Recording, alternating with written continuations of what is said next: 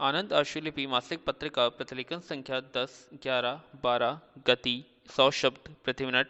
Be ready. 3, 2, 1 start. महोदय, यंत्रवत जो काम किया जाए या जिस काम का कार्यकर्ता के मानसिक जीवन से कोई संबंध नहीं है, वह कभी शिक्षाप्रद नहीं हो सकता। शिक्षाप्रद होने के लिए यह जरूरी है कि काम करने वाला अच्छी तरह समझे कि वह क्या काम कर रहा है और कैसे कर रहा है। शिक्षाप्रद काम के 4 अध्याय होते हैं। पहला यह समझना कि क्या करना है। दूसरा, काम की योजना बनाना, अर्थात यह सोचना कि उसके लिए कौन से औजार चाहिए और उनको जुटाना और किस क्रम से काम किया जाए, इसे सोचना और तय करना। तीसरा अध्याय काम को करना है और चौथा अध्याय काम के बाद उसको परखना और यह देखना है कि उसमें कितनी सफलता मिली है और कितनी कोर कसर रह गई है। स्पष्ट है कि तीसरे कार्य को छोड़कर ऊपर की सब क्रियाएं मानसिक क्रियाएं है। इसमें स्थिति को समझने की, सोचने और योजना बनाकर उसके अनुसार काम करने की क्षमता विकसित होती है। पैरा, सोचने या विचार करने की क्रिया का मानसिक विकास में बड़ा महत्व है। इसलिए इस बात का प्रबंध करना चाहिए कि शिक्षालयों में विद्यार्थी की सोचने या विचारने की शक्ति विकसित हो। शुरू में बच्चा तर्कयुक्त विचार नहीं कर सकता, उसमें स्वभाव से जिज्ञासा रहती है। यह सब चीजों का कारण जानना चाहता है और जो भी उसे बता दिया जाए उसको मान लेता है। वह एक प्रकार का सोचना है। दूसरे प्रकार का सोचना है कि जिससे गणित में संबंध पड़ता है। बच्चा शुद्ध में ठोस बातों को समझता है। ऐसे विचार जिनका कोई ठोस रूप नहीं है उसे सरलता से समझ में नहीं आते। इसलिए ऐसी क्रियाओं और पढ़ाई की व्यवस्था होनी चाहिए जिससे उसे क्रमशः सोचने विचारने की शक्ति उदय हो। पुराने ढंग के स्कूलों में विद्यार्थियों को अनेक विषयों का ज्ञान कराया जाता है। नए प्रकार के या बुनियादी ढंग के स्कूलों में उसे कुछ काम सिखाए जाते हैं, पर इन दोनों ही बातों को शिक्षा नहीं कहा जा सकता। ज्ञान 2 प्रकार का होता है।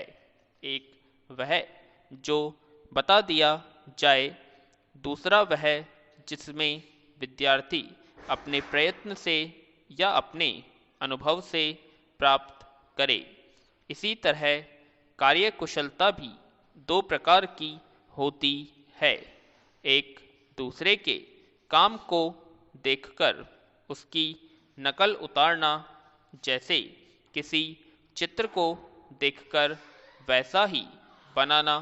पैरा, अध्यक्ष महोदय, आप में से बहुत से अपने अपने कार्य क्षेत्र में विशेषज्ञ है और निस्संदेह जब आप घटनाओं का काफी ध्यानपूर्वक विश्लेषण करते हैं, शायद और बहुत से लोगों से अधिक आप उन घटनाओं के समझने में अपने पूरे अनुभव का उपयोग करते हैं। फिर भी यह बहुत संभव है कि जो धारणाएं लेकर आप चल रहे हो हमेशा ठीक न हो। यह हो सकता है कि आपके विचारों के आधार पर ऐसी कोई बात हो जो कि अब प्रासंगिक नहीं रही। हो सकता है कि आप आज की गतिशील दुनिया का ध्यान रखते हुए विचार न कर रहे हों, बल्कि स्थिर संसार की कल्पना बनाकर विचार न कर रहे हो। इस स्थिति के कारण मैं अनुभव करता हूँ कि आज भारत के वातावरण में एक महान अवास्तविकता आ गई है। चाहे मैं आपसे बात कर रहा हूँ, चाहे श्रमिकों से, चाहे किसी और से। पैरा, मैं यहाँ बैठा हुआ था तो आपके परिसंघ के एक सदस्य ने, जो कि कोई प्रस्ताव पेश कर रहे थे या उसका समर्थन कर रहे थे, व्यावहारिक दृष्टिकोण की बारे में कुछ कहा था। क्योंकि उद्योगपति और व्यवसायी व्यवहारिक होने का अवश्य ही गर्व करते हैं, राजनीतिज्ञ भी व्यवहारिक होने की बात करते हैं। लेकिन जो बात मुझे आश्चर्य में डालती है वह यह है कि जिनका सर्वस्व व्यावहारिक होना ही है, उनके आसपास क्या हो रहा है उसके बारे में भी ये लोग कभी कुछ अद्भुत रूप से संज्ञान रखते हैं। व्यवहारिक होने की उनकी कल्पना यह है कि संसार कभी नहीं बदलता और जो उनके पूर्वज अतीत काल से करते आए हैं उसी का अनुसरण करना चाहिए। यह है व्यवहारिक होना। जिस तरह की, यदि मैं उस वर्ग को लूं जिसका कि मैं कहा जा सकता हूं, अर्थात राजनीतिज्ञों का, तो वह भी बड़े ठोस दिमाग के और व्यवहारिक कहे जाते हैं। चूंकि वह ठोस दिमाग के और व्यवहारिक होते हैं, इसलिए उन्हें मजबूर करके दुनिया में एक बड़ा युद्ध कर देते हैं। विषम समस्याओं को निपटाने में सबसे बड़ी संलग्नता दिखाते हैं और श्रम करते हैं। उन्हें हल करने में भी वे असफल होते हैं और फिर दूसरा युद्ध होता है और नई समस्याएं उत्पन्न होती है और इसी तरह चक्र चलता रहता है। इस तरह से चक्र चलता है और हम सभी व्यवहारिक होने का दावा करते रहते हैं। पैरा। अध्यक्ष महोदय, अब निश्चय ही इस दृष्टिकोण में कुछ भूल है, इसीलिए मैं उन लोगों से जो अपने को व्यावहारिक और ठोस दिमाग का कहते हैं कुछ ऊब गया हूँ।